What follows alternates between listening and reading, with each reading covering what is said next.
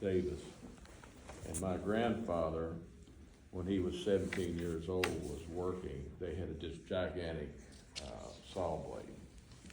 And he said it was really fast, just logs, we could just saw logs in no time.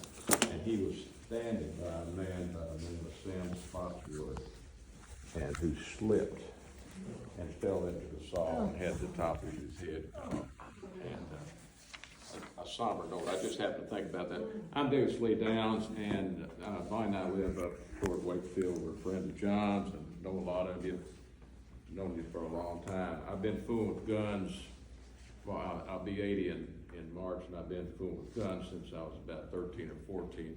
My dad gave me a peach orchard that had 75 Hellhaven peach trees in it, freestones. And when I was in the I started in the 6th grade, and I had to get up, and he let me have all the money I made off of it. That's how I got into guns. But I'd have to get up and put on coveralls, a respirator, and boots, and I was out there spraying these, putting dust on these trees, and then we'd sell them later on. But I was using Melithon and Parathon, which are the worst poisons you can imagine, and I read about them, and I told my dad, I said, these are bad. He said, you'll be fine, you'll be fine. So, anyway, Curtis Oaks was the county surveyor here in the county, and his father was a friend of my father's, and my dad settled Mr. Oaks' estate, and Curtis, he kind of watched over Curtis as a young man because Curtis's father was gone. And Curtis was a gun guy. And so he would go to gun shows, and my dad said, well, Davis Lee's interested in guns. And Curtis said, well, I'll take him. So when I was like 14, I couldn't buy guns myself, but we'd go down to the Puchel Armory and then over on the one over on Plant side later on. And I'd pick out a gun, a pistol. I like pistols, and so Curtis would negotiate for me. And so that's one of the I was able to start buying guns, and I always had a friend that wanted to buy the gun I had. And I'd sell it for just a little bit of profit. I know one time I bought a Sherman Luger artillery pistol for $35, and somebody wanted it, and I sold it to them for $45. And I looked at not long ago on gunbroker.com, and it was $1,600. So that's what happened. When I was down at Western, I'll be quick, and then we'll get to the gun. When I was down at Western, I had a friend who had a friend up in Gary, Indiana, and he came in one day and he said, I know you like guns. He said, would you want to buy a .45 Colt revolver for $30? And it was worth $350. And I said, well, sure. He said, well, he was practicing quick draw, and he had it loaded, and he shot himself in the leg, and he doesn't want it anymore. And so Lowe's father had a '62 Corvette, and Jan, who was the younger brother, would let me drive it around, and Jan said, I'd like to have that, I'd like to buy that gun. So it was worth like $350, and I sold it to him for $45, because he was a friend. And two other things, Dorsey Whitaker was down here, had a store, and like I was a freshman in high school, I went in one day and bought a .38 pistol. Keith Brock, whose parents ran the Spencer Magnet here, we went down the creek and shoot, and he said, I want to buy this gun. And so I said, I'll sell it to you. So I was riding the school bus, the gun wasn't loaded, I put it in the paper bag. Get on the bus, take it up. Mr. Bush is the principal, standing on the second floor down there, leaning up, looking down the hall, trying to see if there's somebody to hurt, And I take it out of the paper bag, hand it to Mr. Bush and say, Keith Brock bought this for me. Would you put it in your safe till this afternoon? He takes it. He was walking along. He's holding like this. He said, sure thing. Walks back in there. They would have had television crews out here. We would have made the national news and been locked up. Let's see if there's anything else. I'll get these out. Oh, and another funny, one real quick story I had. I was at an auction one night down in Louisville, and I was selling it. I was auctioneering. It had a box there, and it had a Confederate Bowie D-handle knife in it. And I bought the box for $20, and I took it to Vernon Diab, who was a trader, the next week at a gun show, and I said, tell me about this. I think it's a Confederate D-Bowie knife. He said, it is. And it had a few little nicks in the bottom of it. And I said, I'd like to kind of polish those out. He said, I'd like to buy this. You want to sell it? And I said, no, I don't want to sell it. He'd look at it, and he said, I'd like to buy this gun, this knife. He said, what do you take for it? I said, I don't want to sell it. And he said, I'll tell you, if you ground those out, I told him 3 times I wouldn't sell it. He said, I wouldn't give you a nickel for it if you ground those out. I said, well, give me an idea. I paid $20 for it. I said, well, give me an idea while I'm walking around and think about it. He said, I'll give you $250 for it. My large one here. so what I'm gonna start out with, and I'll pass these around, and you can look at them. They're not loaded, and I've never fired them. These are the beginnings of the percussion. You put little caps on here, and you had to muzzle load these. You had to put the powder in and put the bullet in here, and you put a little cap. And I've got a gun that's got a cap on it, and to show you what the little cap was. And these are muff guns that from about 1830 something, and women carried these in their muffs walking down the street from Philadelphia and New York. Times were tough back then, improper lighting, and they would put a 44 bullet hole right into you. And pass those around. And when they get back, I will pass them. I'll bring them back there. This is an 1858 a little Sharps 22, and they used 22s as backups in the Civil War. This is an 1858 model. You still had 22s then, but this had 4 barrels, and every time you cocked the hammer, there's a little firing pin in here that rotated, and it's a little pocket gun. They used it for backup. Let's see what I want to do next here. 1830s, once again, leading up to what I'm going to show you in a minute, the Colts. But this is a boot pistol, and this was stuck. When the people had long boots, men had long boots, they stuck that down in there, and the hammer is on the bottom, and you pass that around. Put it in your boot.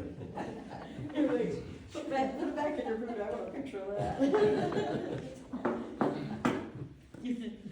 This is an 1849 Colt pocket pistol. It was made in 1852, and I've got the little cap there you can look, and there's a little cap that you had to put on these to fire them. And these guns, I'll operate them and show you how they load them. Then there's a little indention here, and you had to put the powder in here, and you drop the ball in there, and then you rotated the cylinder. And this is how, I won't rotate this one because this is a 5-shot, because I don't want to rotate that cap so you can't see it. But that's what you had to use, and then you cocked it, and that would hit the cap and fire the gun. That's a 31 caliber, and I'm also going to pass around the bullet mold that was at our house. Evidently, some of my family had a 51 caliber or a 1849 31 caliber pistol, and we had this bullet hole mold at home. And when I went to Vietnam, I hid that. And when I got back, it took me 5 years to find it.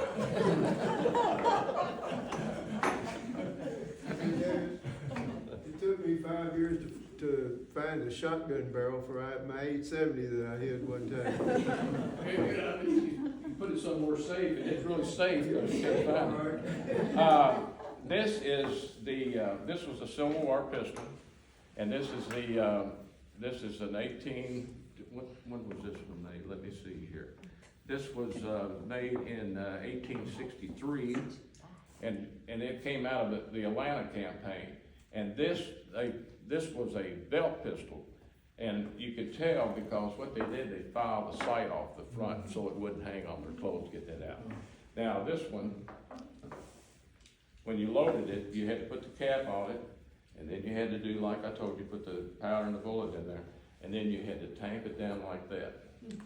And then you'd rotate the cylinder and do the same thing over again. So it's flow to load. This is a Civil War pistol out of Atlanta. It is, they're accurate. I never have fired it, but they're accurate guns. And, yeah, if you would take them on back there.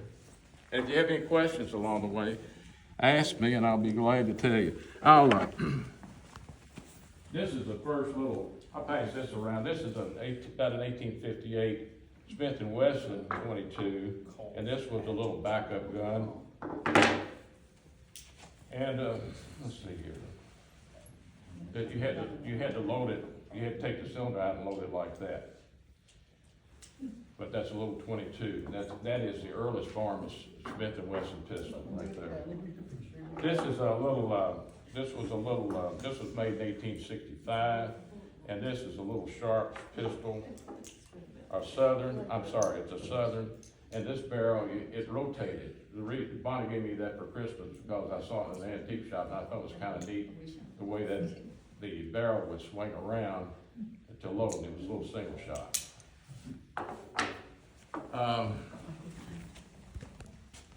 Okay. This is an old percussion cap box from probably the late 1800s, early 1900s. You can pass that around. There's caps in it. This is an 1851 Colt Navy pistol, and I've been to, Bonnie and I've gone to a lot of Civil War cemeteries, and so I started getting a hold of these around 1980, and then the Civil War documentary came out on PBS, Ken Burns, and the prices just skyrocketed and kind of put me out of the collecting business. I was picking up, I think I paid $650 for this gun, and it's probably worth about $2,500 today. So that's the reason I only have one of them. But once again, you loaded it like this. This gun was made in 1863, Civil War gun, and this is a type of gun. The 51 Navy Colt was the type of gun that Grant and both Lee carried. It's a lighter gun, and it's a 36 caliber. You can look at it if you want to. If you'd like to see the action, I wouldn't buy one that was junk, and you can tell it worked just real nicely like that. Let's see what else we got here. Pass it around. I'm gonna pass around a new one. Quantrill had one of those for the shop. I don't think I brought it. Oh, there it is. And the 1851, I want to comment on the 1851. Quantrill's Raiders carried 6 of those on their horse. That gave them 36 rounds.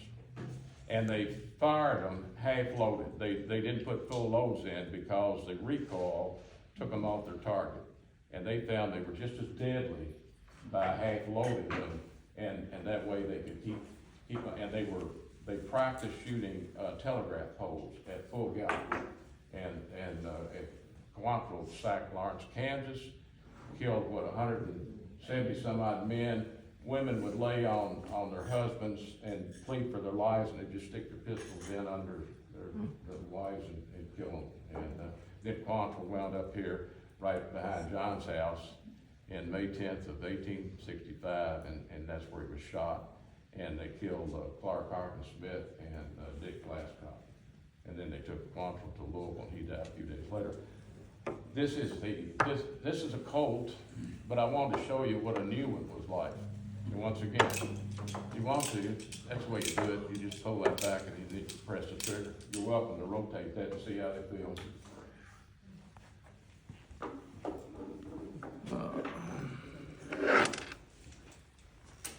I didn't get home in time, but I mentioned to Bonnie and them earlier, I have about this set my great-great-grandfather rode when the Virginia Cavalry, and he had a pair of these, and I had the bags for him.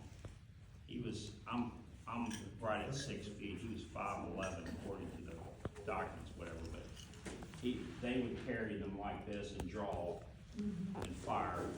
It's like John Wayne did in the movie True Grit, when he pulls them out like that, so I can't, there's no way I can do that. Did he carry the 51 or did he carry the 1860? He carried the 51s. Yep. This is the 1860 Colt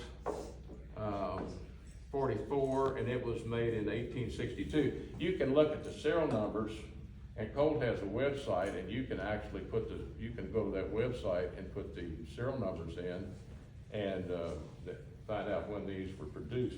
If you look at this one, the inspector, the cartouche on here is the U.S. inspection stamp. This is a U.S. issued gun. Same thing. You loaded it, you put the cap, you had to put the cap here, and you're welcome. Once again, these guns with fire, they don't, you'll see a lot of them, and the barrels wiggle and everything. They used them as hammers. Cowboys used them as hammers when they were repairing fences, and I wouldn't get them. I'd search out a good one.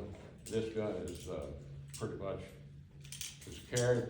Cause you don't see the engraving. There was a stagecoach scene on these, and it was carried enough where it wore off the thing. But you're welcome to rotate that if you want.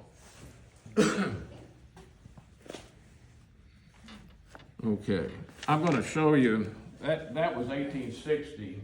The next up was the 1873 Colt Army. In other words, we go from the 1860 on up to the Colt revolver that was famous. This is one like I sold Jan, and this gun was made in 1904, but it was sent back to the factory and refurbished. And you know, you can hear a Colt. You can tell a Colt in the dark because there's 4 clicks if you listen. And It smells cold. it Smells cold. yeah. C-O-L-T. The Colts are more collectible, and this gun, this to me is a superior. This is an 1858 Remington, and it was made. Do I have that? It was made in 1863, and it has the inspector cartouche on it. And why I think this is superior, the Colts, if you notice, they don't have a top strap, and eventually they would weaken. The barrels would shake.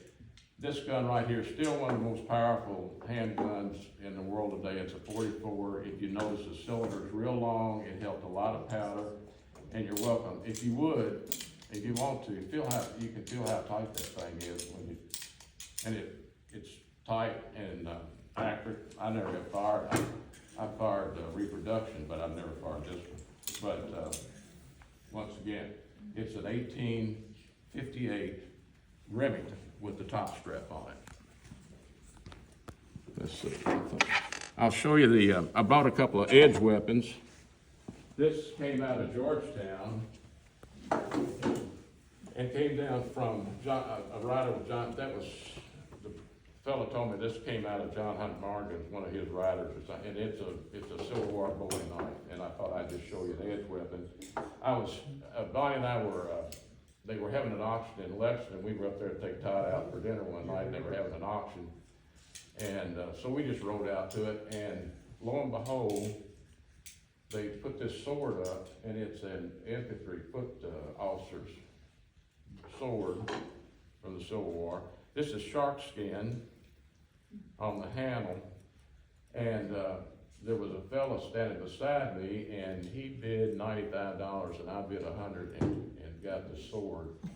And when I went up and got it, he said, "I'll be darned, I thought it was a fake. It was in such good condition." And the fella he was moving into an apartment, and he'd been a college professor at UK, and this was his great grandfather's sword from the Civil War. And interesting enough, if you feel it, you say, "Well, it's not very sharp." Well, they didn't mean for them to be sharp, because if you sharpen the blade, here's what happened. you're riding on a horse and you got your blade real sharp and you come down on your opposition's shoulder, a real sharp sword would stick in the shoulder and yank you right off your horse. So these were meant to just slash with the ends and not stick in the bone, so you could tell us.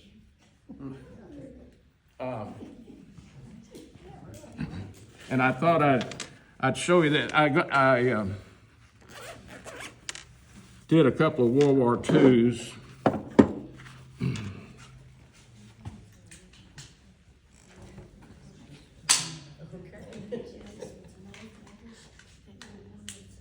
There's rounds, I'll take that out, there's rounds in the clip. This is I wanted a couple of guns from World War II. This is a German Luger that was made, this is one of the famous guns from World War II. And this was made in 1939. It was right in the middle of the Nazi regime. And you're welcome to pass that around. And finally, Dave, what did you say the handle was? shark fin. I carried an M16 in Vietnam, and I also carried one of these, my belt. And it's a .45 Colt. It was made in 1944, and that's low carried one, and yours was probably a World War II Colt, but this is the 1911, and this was a step up from I passed around the 1873 revolver, and this is the next step up was when they came out with the Colt of 1911. You have one, don't you? We went out shooting one day. My ears were ringing all out. But I'll pass that around. That was, this is probably one of the most famous handguns in the world and sought after. And that's, yes. I've got the magazine of it. And see if I have any questions about any of it. There's a chance I might be able to answer something, I don't know. But I've had a lot of fun doing it, and I quit going to gun shows because we were seeing more and more strange characters there. And I might tell you, Curtis Oaks, Curtis taught me a lot about automatic weapons. He had them, he had them. I went down his barn one day, and there was a water-cooled World War I belt-fed machine gun in the barn. He had all kinds of stuff at one time, and I've had a lot of fun doing it. So I just like the connection with history, and if anybody has any questions, anything, I'd be glad to. Tell them your trip with the Filson Club guy up there, they found the bullet. Oh yeah, Tom Watson asked me one day if I'd like to go back where Quantrill was shot. And I said, yeah. He said, I'm bringing a fellow out from the Filson Club. And so the pond was still there. It's been bulldozed in. That's where some of his men went out and hid with just their noses sticking up in the water. They went out to cattails and survived and didn't get caught that day. They didn't get shot in Patero. And we knew that Quantrill was killed down a hollow and they set him up against a tree, a sugar tree. Propped him up against it, and we go down there and we think we found the tree, and the guy had a metal detector with him, and he goes up the tree like this, and all of a sudden you get a beep beep, takes a knife and digs out a .36 caliber bullet hole, which he was shot nearby, and they said it was just a storm of bullets down there, and so we think we found the tree, and the stump may still be there. I don't know. Wow. But thank you for letting me show the guns to you. They didn't ask me if I'd ever do it, and I said, I don't mind coming down. Do you ever work on those? Huh? Do you ever work on those? No, I don't. You know. David, what's your prize possession or your favorite piece you ever found in all the time you've done it? I like the Colts. It's hard, I like the Colts and the Remington. They're my favorite, And I just, every now and then, I just like having them in connection with the war. So I know I've been to a lot of battlefields. We've been to Shiloh Antietam, I've been to the Sunken Road, the Hornets Nest, the Devil's Den, all those places you see in the history books, you know. And, I've been to a lot of, 1812 battlefields, you know. Kentucky, you all probably talked about this, Kentucky had a lot of, at stake during the War of 1812 because the British went in and were gonna capture New Orleans and cut off trade that we could go down the Mississippi, and they also were cutting off the St. Lawrence Seaway. So the Kentuckians, they wouldn't be able to ship their flour, their corn, their hams and everything. We couldn't market them, and so Kentucky soldiers paid a pretty high price. And I might also tell you, an interesting thing about the Salt River is why settlers like the Salt River. If you were trying to go down to Miami or the Kentucky, the Licking, if you went down the Licking with produce on a flatboat, you had to negotiate the falls of the Ohio. And if you, down here at Shepherdsville, if you got into Salt River, when you get to Ohio, it was smooth sail. You didn't have to negotiate. You didn't have to, you know, you could either pay people to offload at the falls and then load back on below the falls, or you could run the risk of going through the falls. There's two chutes there, and a lot of people lost everything they had because their flatboats were destroyed and they turned over. So that's one of the reasons that people came to the Salt River, and a lot of our settlers here located because of that. I'd enjoyed. Thank you for letting me show you the web. You know. Thank you for coming, Dave. Sure. The Union soldiers, Oh, while we're on this here. across the road from our house, we've got the acreage there, and if you pass up there, Bonnie and I bought the schoolhouse a number of years ago. Bonnie was reading in the Spencer magazine where Chris, I can't remember, I think it was Chris, but anyway, that's where we voted, and at that schoolhouse there in the curve. And he told the county, he was in the process of buying that property, and if the county didn't give him $5,000, he was gonna tear it down. And Bonnie said, we gotta do something about that, we gotta save that schoolhouse. And David Holman had it listed, and I went to see David, he said, well, the deal's not done yet. I said, see what you can do, see if you can get that for us. And he called me up a few days later, and he said, I got you taken care of. That cost us $30-some-odd thousand to save that schoolhouse. But down behind there, when I was a kid, I was down there one day, and Buzz Ike Jacobs was an elderly black man. And my dad let them dump their tin cans down there on a little mound, and he brought his little sack of tin cans down. And he was telling me, he said, you see this area right here? He said, my daddy, when he was 8 years old, and McCook, and I didn't know who it was, but John told me it was McCook came through here. How many soldiers? 15,000.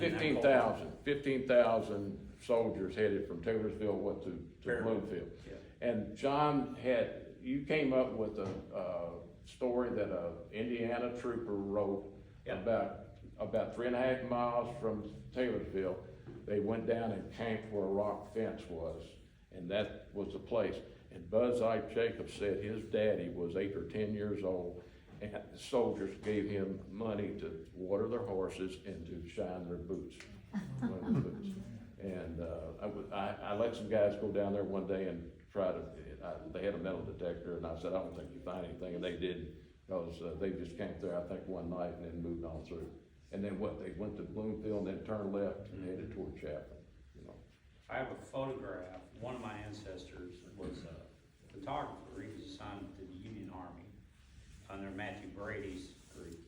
He set up, if you go to Bloomfield where the First Baptist Church is there, he set up to face this way in the road.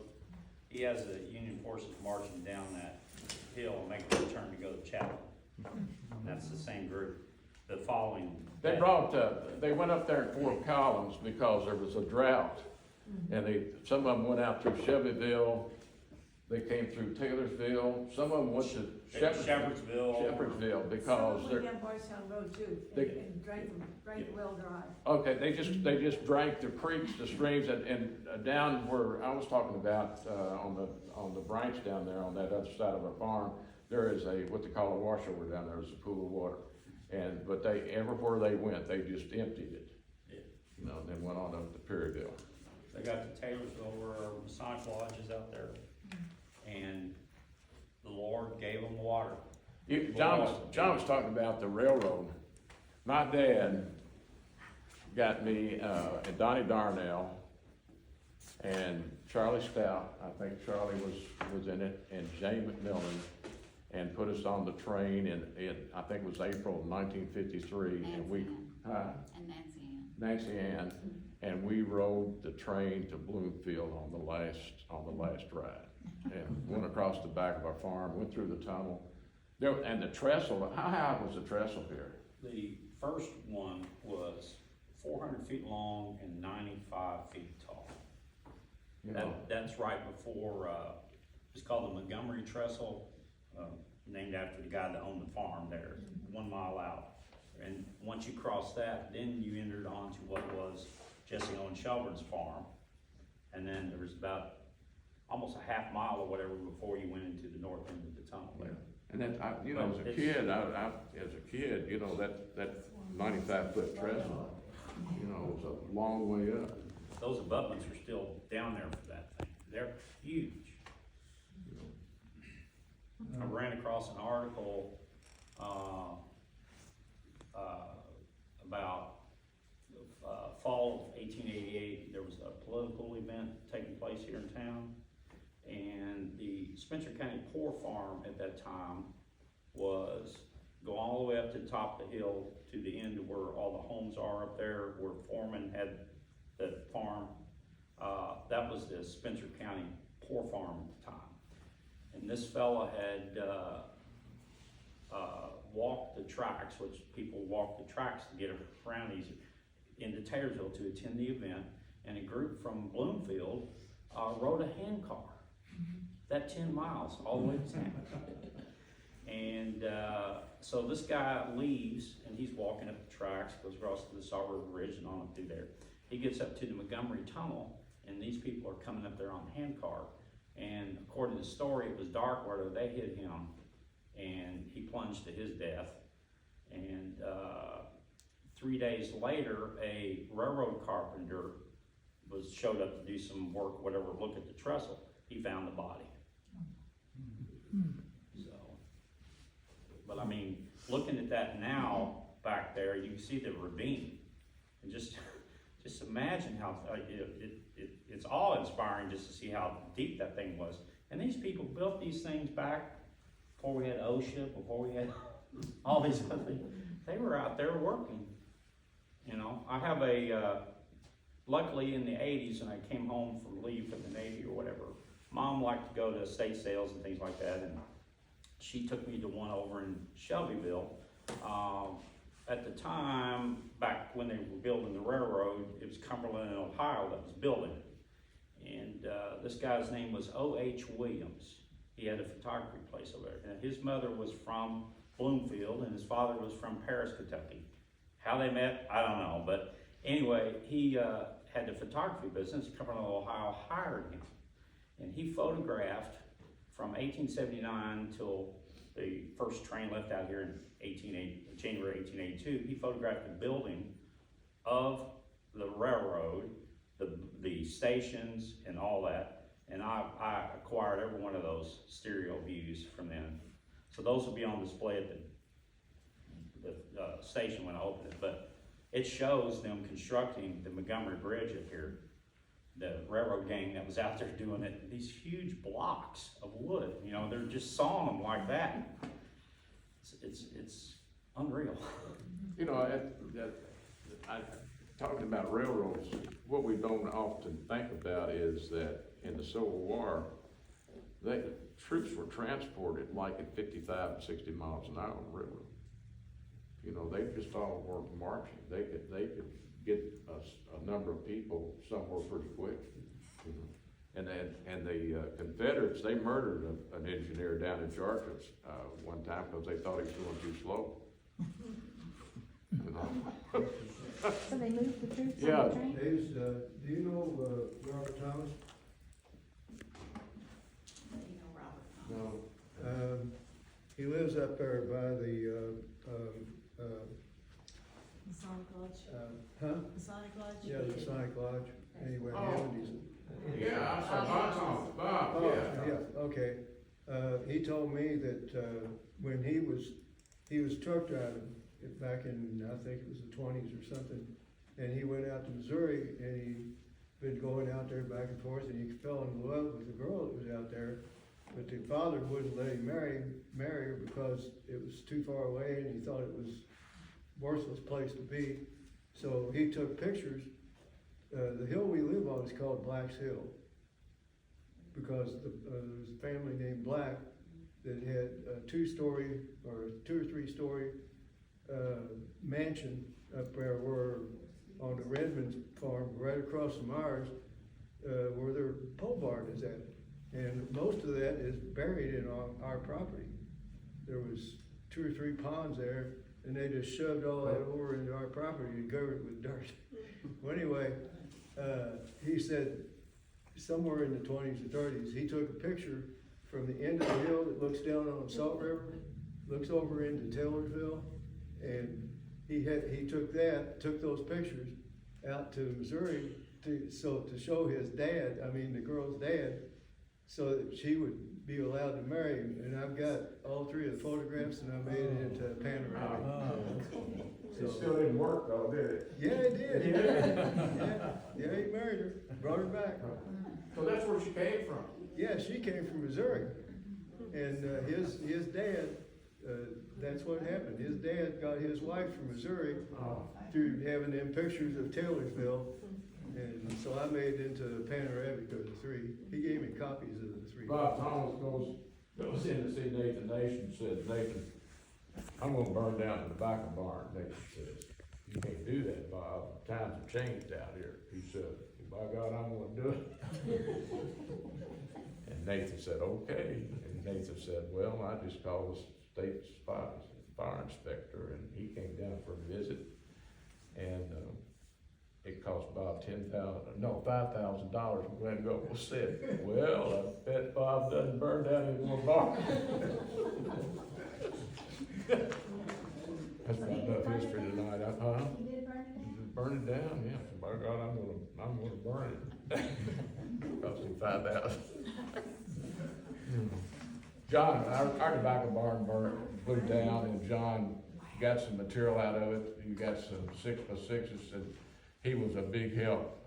That was a mess up there. And in fact, We got it down. you got it down and got it, you know, the next thing is to go ahead and burn the stuff, and you can't burn it any longer. That's a no-no. Well, you can, but then you can do anything. Okay, you can literally do anything. There are ramifications for doing things. Roy White did it up here on the hill, and I forget what it cost him, and he had to write a letter, publish a letter of apologies in the paper and everything. You know, well, That's about the stupidest law they came up with.